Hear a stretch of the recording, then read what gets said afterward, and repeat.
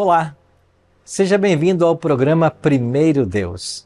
Que bom que você tem separado alguns momentinhos na primeira hora do seu dia para juntos estudarmos a Bíblia, orarmos, termos momentos de intimidade com Deus. Todos os dias às 5 da manhã nós temos um encontro marcado e você é muito bem-vindo a esse programa.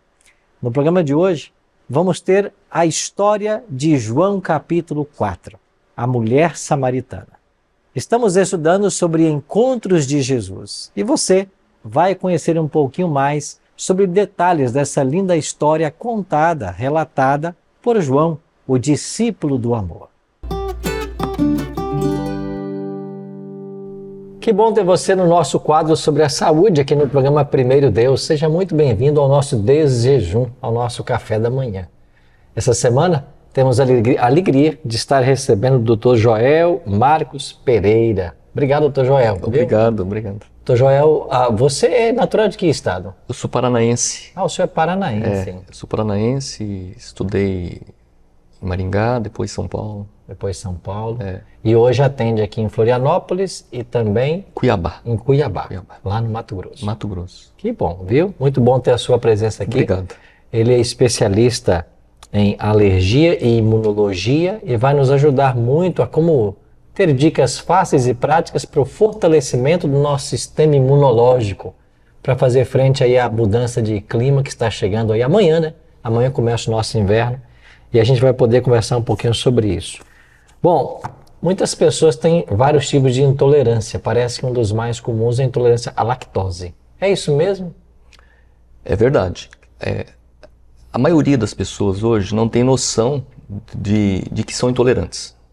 Elas referem que tem dilatação, tem algum distúrbio intestinal quando tomam leite, mas não tem essa consciência, porque o grau não são todos iguais. O que é a intolerância à lactose? Seria a sua incapacidade de produzir a lactase que vai quebrar o açúcar do leite, que é a lactose. Então, é diferente da alergia ao leite de vaca. A intolerância à lactose, você pode dosá-la geneticamente ou com teste. Você toma lá o leite e vai dosando a sua glicose no sangue, né? Que a lactose se transforma em moléculas de glicose que são dosadas no sangue a cada 30, 40 minutos. E aí você vê se você aumentou o teor de açúcar no sangue ou se você não aumentou. Se você não aumentou, você não tem a capacidade de digerir a lactose. Ou seja, aí você é intolerante. E o teste genético, você vê 2 genes, onde você tem ou não o gene que é capaz de produzir a lactase, que destrói a lactose. Todo mundo é intolerante por natureza ou não? Tem pessoas que não são intolerantes? Tem pessoas que não são intolerantes. O ser humano é o único ser que quer mamar até os 80 anos. Né? E isso é um problema. Entendi. É um problema. Entre os derivados do leite, entre os dairy products. Então a gente tem que ter essa noção que indivíduos intolerantes à lactose não têm capacidade digestiva e vai ter complicações. Entendi, viu? Bom, e o que falar sobre a questão de vacinas? Nós temos hoje algum tipo de vacina para isso? Como se trata isso? Não temos vacina. O indivíduo que tem a intolerância à lactose, ele pode usar a lactase oral. Você compra lá a cápsula, o comprimido. Eu já vi alguns tomando antes, né? Toma-se antes. Ou depois? Não, toma-se uma antes, uma depois. Ok. Depende da sua intolerância. Se for intolerância leve... O grau. O grau. Você toma um antes e um depois.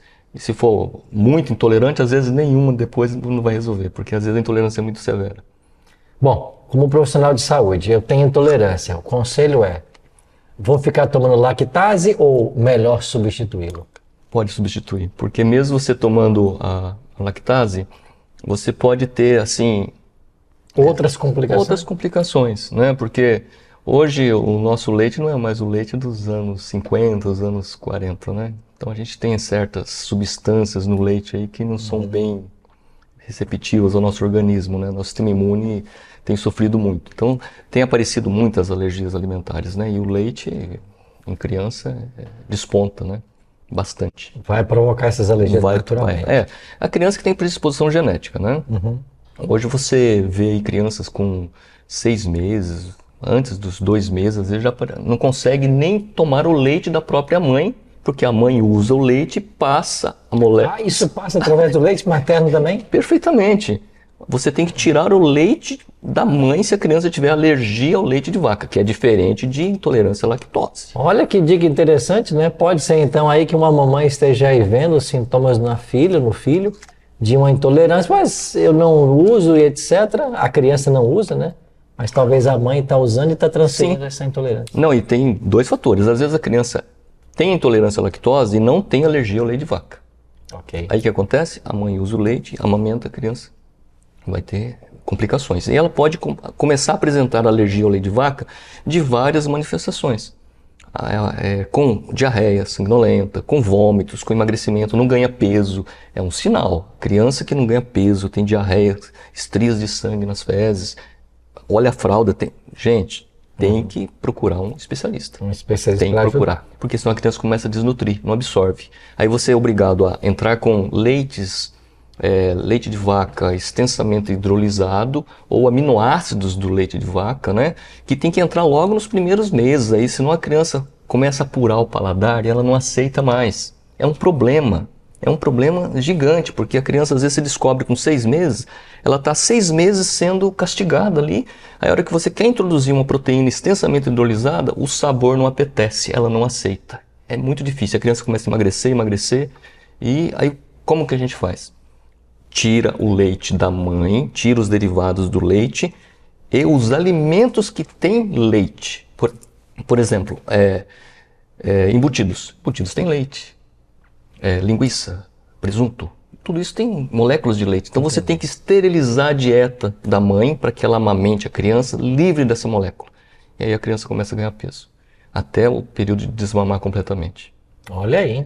Que dicas preciosas. E obrigado, doutor. Eu que agradeço. Joel, por estar conosco essa semana. Amanhã, né, ele volta para dar mais conselhos para nós, viu?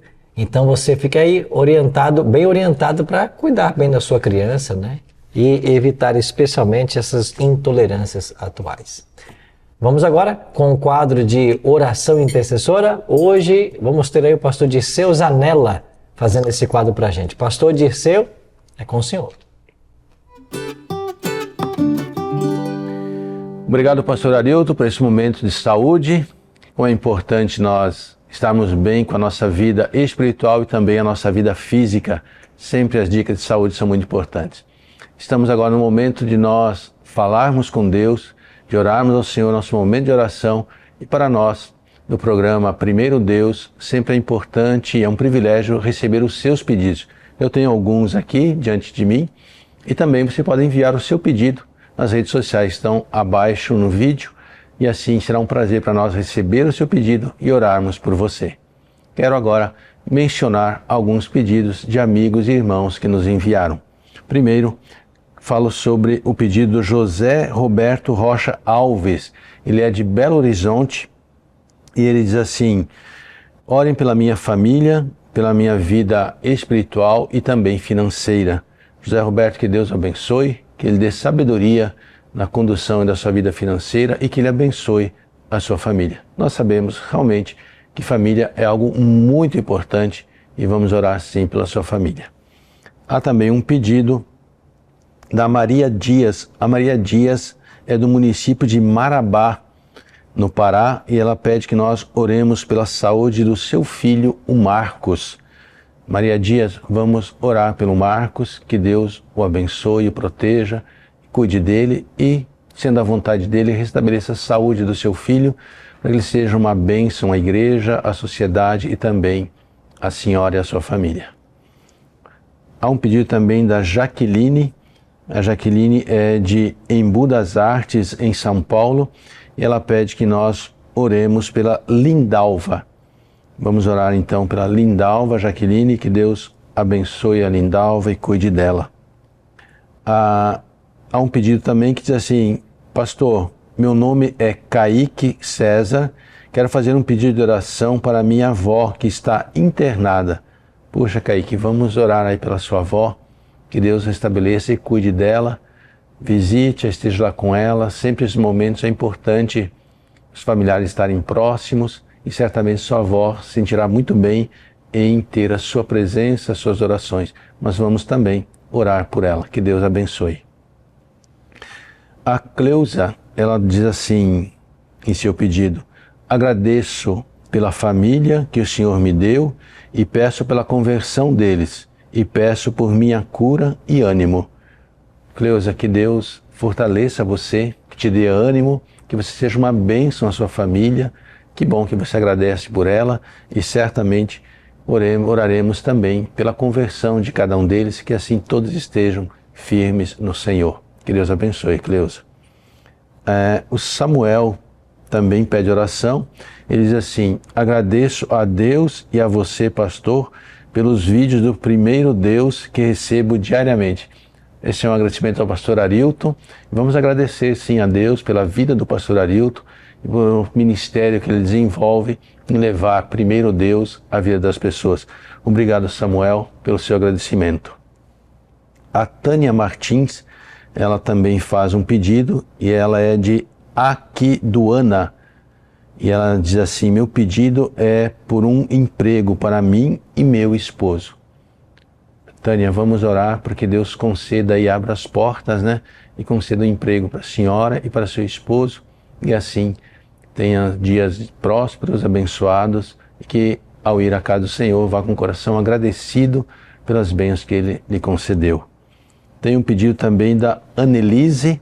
Annelise diz assim: pedido vai para minha amiga Valquíria. Ela teve complicações no parto, já está há 7 meses no hospital. Puxa vida, Annelise, vamos orar aí pela Valquíria, que Deus cuide dela e que Deus a restabeleça. Vamos colocá-la nas mãos do Senhor para que Deus restabeleça a saúde da sua amiga Valquíria. Obrigado por nos enviar o seu pedido. E agora, antes de nós orarmos, eu gosto de mencionar o Salmo 23 nas nossas orações, porque esse é um salmo bem conhecido e também ele é muito próprio para nosso momento de oração, porque esse salmo ele apresenta justamente o que está no coração de Deus. E o salmo diz assim: o Senhor é meu pastor e Ele nunca faltará comigo. Acho linda essa declaração do salmo, porque ele nos dá certeza de que Deus sempre está conosco, sempre nos ouve e nos atende. Quero convidá-lo para orar comigo. Eu vou ajoelhar aqui. Se você puder ajoelhar, ajoelhe comigo para orarmos. Se você não puder, como você estiver, vamos juntos orar ao Senhor.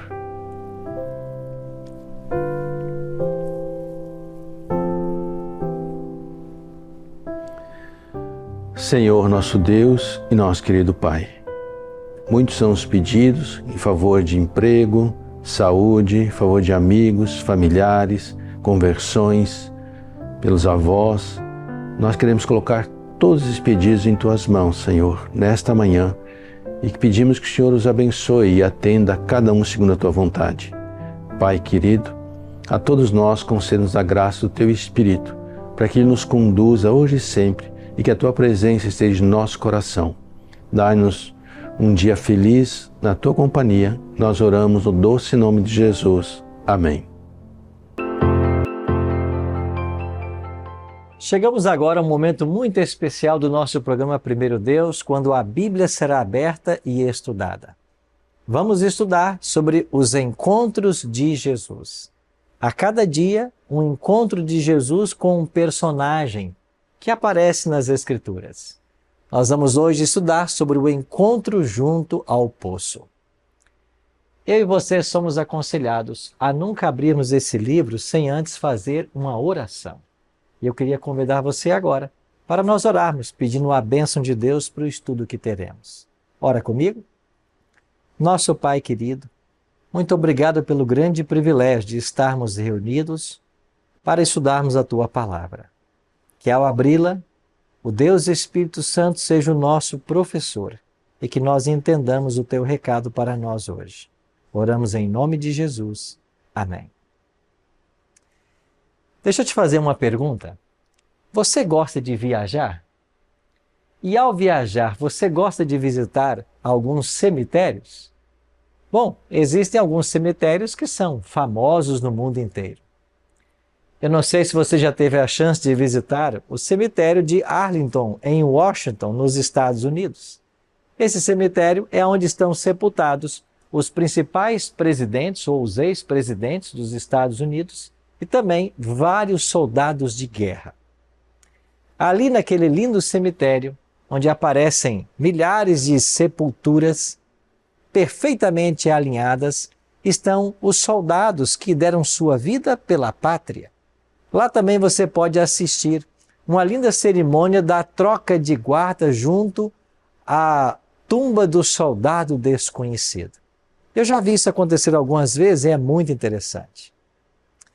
Eu também tive a chance de visitar em Israel o cemitério dos justos. E lá eu pude visitar a sepultura de Oskar Schindler. Você vai se lembrar dele naquele filme A Lista de Schindler. Mas hoje eu queria convidar você para nós visitarmos um cemitério que fica lá no norte dos Estados Unidos. Ele não tem muitas sepulturas, umas 200, mas existe uma sepultura na ala norte desse cemitério que chama a nossa atenção. A pessoa que lá está sepultada, antes de sua morte, ela já preparou o epitáfio. Epitáfio é aquela escritura, aquela que vai na lápide sepulcral. E ela assim mandou gravar: dorme, mas não descansa. Amou, mas não foi amada. Tentou agradar, mas não agradou. Morreu como viveu, sozinha. Você consegue entender um pouquinho dessas palavras? Dorme, mas não descansa. Amou, mas não foi amada. Tentou agradar, mas não agradou. Viveu como morreu, sozinha. A história conta que essa mulher passou em vida por 2 casamentos. Alguém a quem um dia foi oferecida uma cama, mas nunca um lar. Ela não foi feliz em ambos os casamentos. Pelo contrário, os maridos a criticavam por tudo que ela fazia. E nós podemos imaginar que numa fria tarde de inverno, poucas pessoas tenham comparecido ao sepultamento dessa mulher. E ela assinou a frase que mandou preparar para sua lápide: aqui jaz Grace Smith. Hoje eu queria convidar você para nós conhecermos a Grace Smith do Novo Testamento. Ela aparece aqui, em João capítulo 4. Essa é a Grace Smith do Novo Testamento, a mulher samaritana.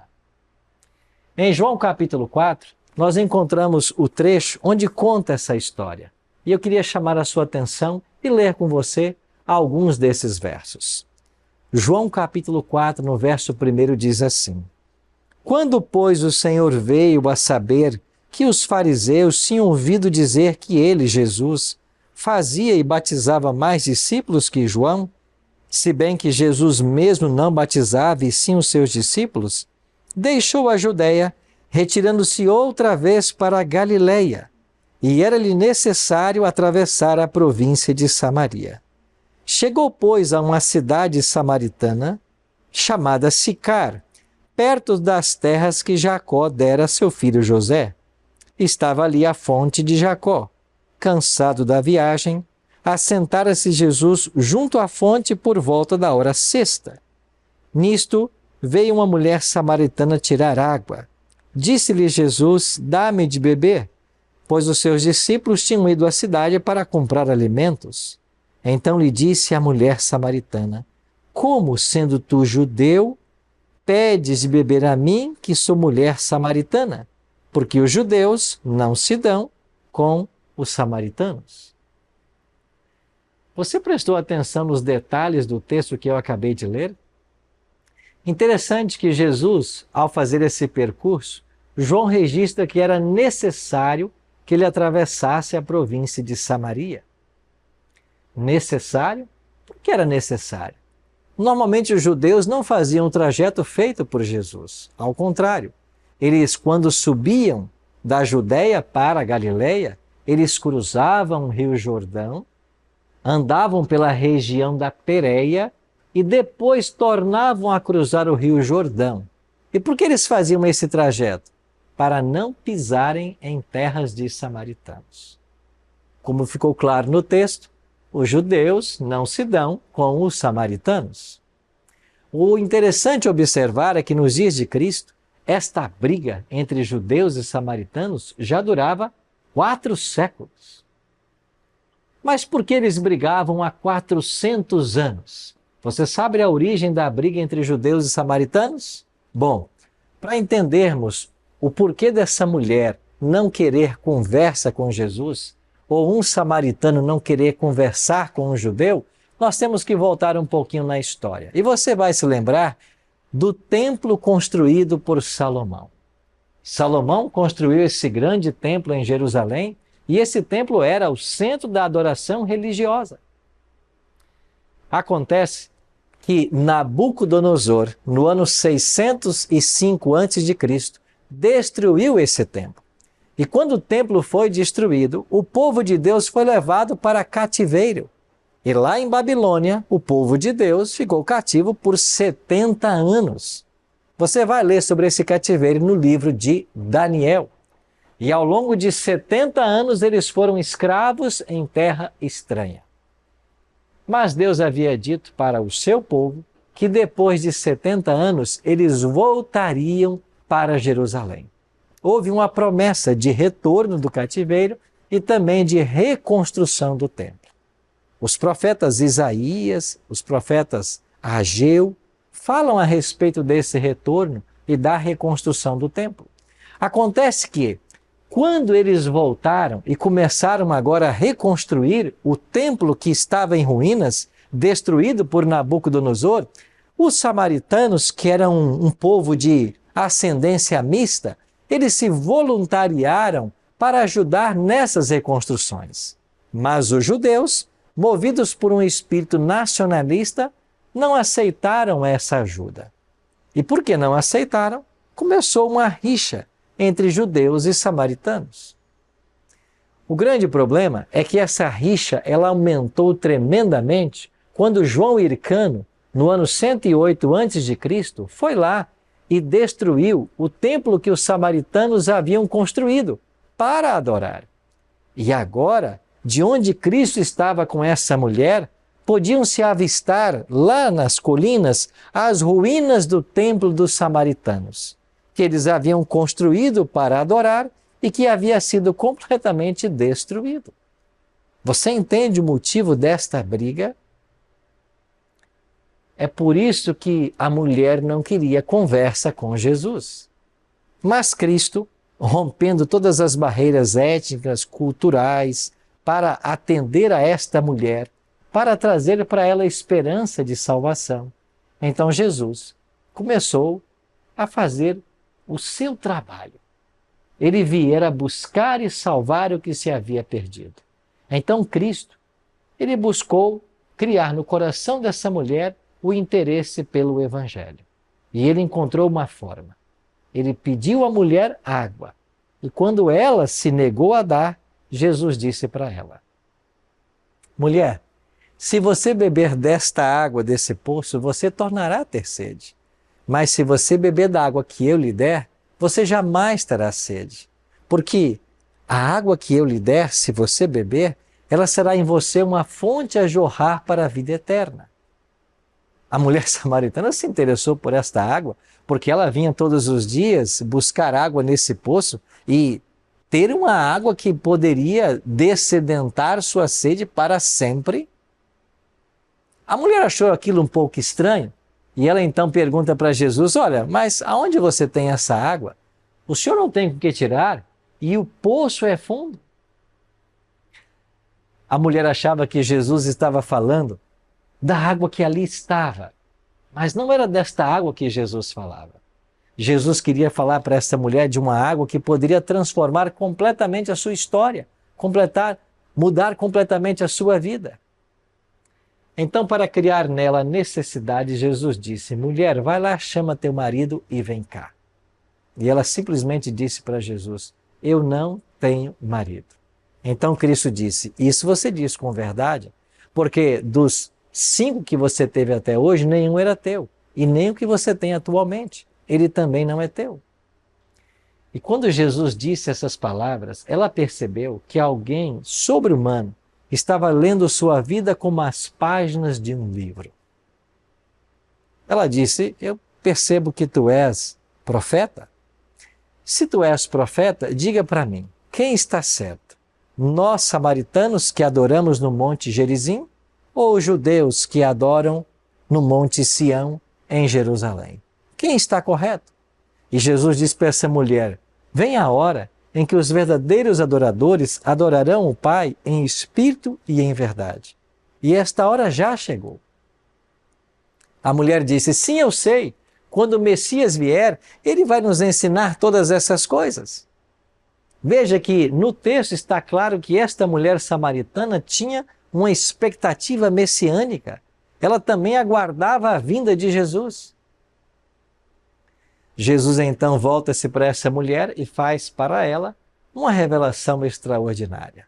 Uma revelação que ele não havia feito mesmo diante das multidões, quando multiplicara pães e peixes, ou quando as multidões paravam para ouvir os seus sermões, seus ensinos. Ele não se revelou claramente como Messias, mas para esta mulher, para esta alma solitária, Cristo declarou: mulher, sou eu quem falo contigo. Eu sou o Messias. E quando esta mulher ouviu essa declaração de Cristo, a sua história mudou completamente. E a Bíblia diz que ela deixou o seu cântaro junto à fonte, junto ao poço, e foi agora à cidade chamar então os seus amigos. E quando ela chega na cidade, ela tem agora uma notícia para dar, uma boa notícia. Ela disse para todos: vinde comigo e vede um homem que me tem dito tudo quanto tenho feito. Não será porventura esse o Cristo que nós aguardamos? Eu queria chamar a sua atenção para mais um detalhe no texto. Enquanto essa mulher foi até a sua cidade, Sicar, chamar os habitantes da cidade para vir se encontrar com Jesus, os discípulos chegaram. Porque Jesus, ao assentar-se junto ali à fonte de Jacó, ele ficou sozinho. Os discípulos foram à cidade comprar alimento, mas agora os discípulos chegaram e disseram: mestre, trouxemos o alimento, come. E Jesus diz para eles: olha, a minha comida e a minha bebida é fazer a vontade daquele que me enviou. Em outras palavras, Jesus estava saciado, não porque houvesse se alimentado, mas porque ele havia partilhado da graça. Ele havia trazido o evangelho para esta mulher que sofria tanto, para essa mulher que vivia completamente sem sentido. Os discípulos se entreolharam e perguntaram: será que alguém trouxe comida para ele? Nesse ínterim, acontece algo interessante. A mulher já está de volta. Ela está descendo as campinas. Atrás dela vem uma multidão de samaritanos. E interessante que os samaritanos, para se diferenciarem dos judeus, eles usavam vestes mais claras, enquanto os judeus usavam vestes mais escuras. E agora, enquanto essa mulher vem descendo, seguida pelos samaritanos que moravam em Sicar, Jesus olha para aquela cena e pretende dar aos discípulos mais uma lição importantíssima para o ministério deles. Jesus pergunta assim para os discípulos: vocês não dizem que ainda faltam 3 ou 4 meses para a ceifa, para a colheita? Mas olhem, os campos já estão brancos, os campos já estão maduros para a ceifa. E enquanto Cristo falava isso, aquela mulher que vinha sendo seguida pelos samaritanos, as roupas brancas dos samaritanos se mesclavam ao trigo que já estava quase na hora da colheita, o dourado do trigo, as vestes brancas dos samaritanos. Jesus disse: olha, a colheita já está pronta. Jesus não falava da colheita do grão, do cereal. Jesus falava dos samaritanos que estavam com o seu coração aberto, dispostos a aceitarem o Evangelho. Era disso que Jesus falava. E esta mulher que encontrou-se com Jesus, teve sua história transformada, tornou-se agora uma mensageira, foi até a cidade buscar lá os seus conterrâneos para que eles também aprendessem da graça maravilhosa de Jesus. É isso que Jesus disse para essa mulher. Aquele que bebe da água da vida torna-se ele mesmo uma fonte a jorrar para a vida eterna. Ela recebeu da graça de Cristo, ela foi acolhida e abraçada, ela agora desejava também partilhar esta mesma mensagem com outras pessoas. Eu queria chamar a sua atenção para mais detalhes que aparecem nesse texto. Um dos detalhes impressionantes que aparece nesse texto sobre esse encontro é que Jesus, depois que a mulher, depois que conversou com Jesus, ela foi à cidade chamar os seus conterrâneos e a Bíblia diz em João 4, no verso 28, que ela deixou o seu cântaro, ela esqueceu o seu cântaro. Ela viera ao poço para buscar água, mas ela esqueceu o seu cântaro ali, porque a notícia que ela recebeu de Cristo, a graça que ela recebeu, foi maravilhosa. Ela se esqueceu até do cântaro, do motivo pelo qual viera ao poço. Aqui em João capítulo 4, nós não temos uma lápide sepulcral como na história de Grace Smith. Mas nós temos aqui um cântaro abandonado. E esse cântaro abandonado, ele fala do fim de uma vida de insignificância. Ele fala do fim de uma vida de uma mulher que até agora havia caminhado sem Jesus. Mas a partir desse momento, ela encontra o real sentido da sua vida. Será que eu estou falando para alguém agora que tem vivido um verdadeiro drama em sua casa? Será que você pode ouvir as marteladas da incontinência também dizendo: você nunca será ninguém? Tudo que você põe a mão dá errado. Você não presta para nada. Será que eu estou falando com alguém agora que perdeu o sentido de viver? Se sente uma Grace Smith? Você não se sente amada, não se sente protegida? Será que eu estou falando agora para um amigo que está vivendo o seu maior drama? Você também se sente no fundo do poço? Você acha que a vida perdeu o completo sentido? Pois o recado da Bíblia para você hoje é que Jesus vai passar na sua cidade. Hoje Cristo vai passar na sua casa. E Ele também tem um convite para você. Ele vai se apresentar como o Messias que pode fazer toda a diferença na sua história. Cristo não mudou. Ele tem o poder de transformar o seu coração, de mudar a sua vida, de fazer com que você comece uma nova história. Mas isso depende de nós. Depende de uma decisão, de nós escolhermos deixar aos pés de Cristo o cântaro da nossa insignificância. Mas há uma lição muito mais preciosa a entendermos nessa história relatada em João capítulo 4. Você percebe que quando Jesus se assenta junto ao poço, essa mulher, quando chega para tirar água, a primeira coisa que ela diz: como sendo tu judeu? Para a mulher samaritana, Cristo não passava de um judeu desprezado, um judeu que há séculos era o inimigo dos samaritanos. Mas quando a conversa começa a ser entabolada, ela percebe que Jesus tem um trato diferente. Jesus pede para ela que ela dê para ele da água. Você sabia que no Oriente a água é conhecida como o dom de Deus?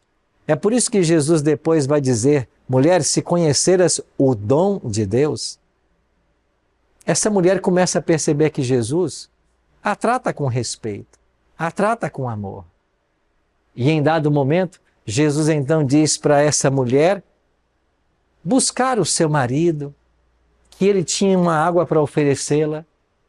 E essa mulher muda então o seu pronome de tratamento de um odiado judeu para um senhor. Senhor, tu não tens com que tirar. Onde, pois, tens a água viva?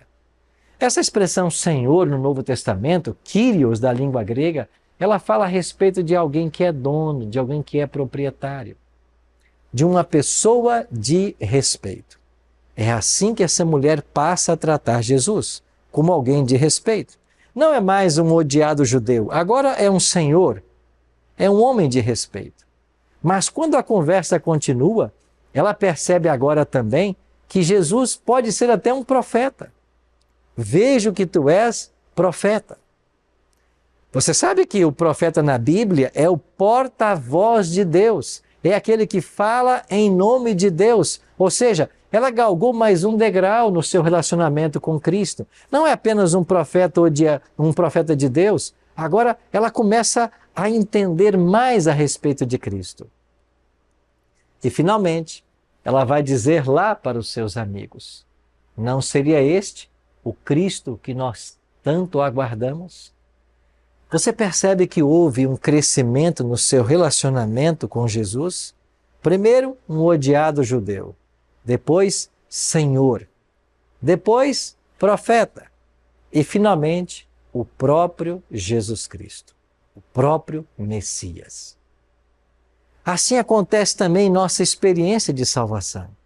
Se eu perguntar para você agora quem é Jesus, quem é Ele para você? Cristo é para você um ilustre desconhecido? Cristo é para você alguém com quem você não se relaciona? Quem é Jesus para você? Mas se Ele até então era um desconhecido, você pode começar agora a caminhar ao lado dele e você pode aprofundar a sua caminhada com Jesus. E é isso que Ele deseja. Jesus deseja se aproximar de você, aprofundar a caminhada. Jesus deseja crescer em graus de intimidade com você. Jesus deseja ser para você a resposta aos teus problemas. Tudo o que você precisa, é isso que Jesus deseja. Sabe que aqui no texto há mais 2 detalhes que eu queria chamar a sua atenção. O primeiro deles é que Jesus, quando chega, ele se assenta junto à fonte de Jacó. E depois a mulher diz para Jesus: tu não tens com que tirar e o poço é fundo. Você compreende que há diferença entre uma fonte e um poço? Essa diferença é clara. Quando falamos de fonte, nós estamos falando de um local onde a água brota naturalmente, onde a água jorra com toda a força. Quando falamos de poço, estamos falando de um orifício que é cavado para então se extrair água, e na maioria das vezes cavado com muita dificuldade. Eu sei o que é um poço. Eu e meus irmãos fomos juntos cavar um poço quando morávamos numa região muito íngreme, lá no estado do Espírito Santo. E enquanto estávamos cavando esse poço todos os dias, metros e metros, e quando nós atingimos ali cerca de 8, 9 metros de perfuração, nós não alcançávamos a água, meu pai simplesmente disse: pode devolver para o buraco toda a terra que vocês tiraram. E quão triste foi para nós ter que devolver toda aquela terra depois de mãos calejadas, depois de dias e meses de trabalho, porque não havia água. Isso é poço. Você sabe que as expressões poço e fonte usadas em João capítulo 4, elas não estão aí por acaso. Elas estão aí para representar a religião da fonte e a religião do poço. A religião da fonte é onde as coisas brotam naturalmente, onde nós temos prazer em servir Jesus. Mas a religião do poço é a religião sofrida, da tristeza, da lamúria, quando se vive uma vida desconecta de Jesus e não se compreende muito bem o plano que Ele tem para a nossa vida. Talvez esse possa ser o momento que você está passando. Mas sabe que há um último detalhe no texto que eu queria chamar a sua atenção.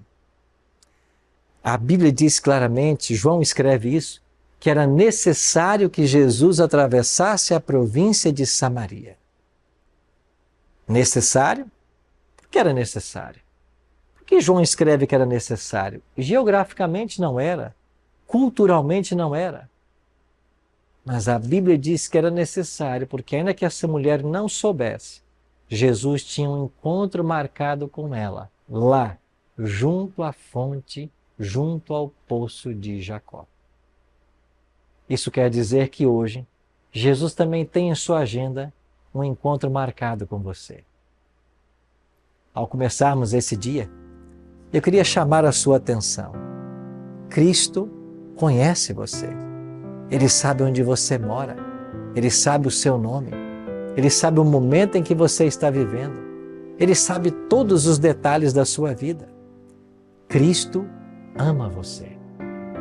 E assim como fez com aquela mulher, Ele deseja fazer com você hoje. Ele deseja ir até a sua cidade. Ele deseja ir até a sua casa. Ele deseja entrar. E deseja oferecer a você aquilo que um dia ofereceu a essa mulher: a água da vida. Ele próprio é a água viva. E aquele que experimenta da graça de Jesus torna-se uma fonte a jorrar para aqueles que estão ao lado. Ninguém pode dar aquilo que não tem. Se você entende quem é Jesus, se você compreende o quanto Ele te ama, você também vai desejar amá-lo, porque Jesus é incomparável, porque o amor dele é extraordinário. Não importa quão longe você tenha ido, não importa se, como essa mulher, você tenha se afastado do Senhor, não importa as dificuldades que hoje você está enfrentando. O que importa é que o convite da graça de Deus será feito para você agora. Que maravilhosa mensagem!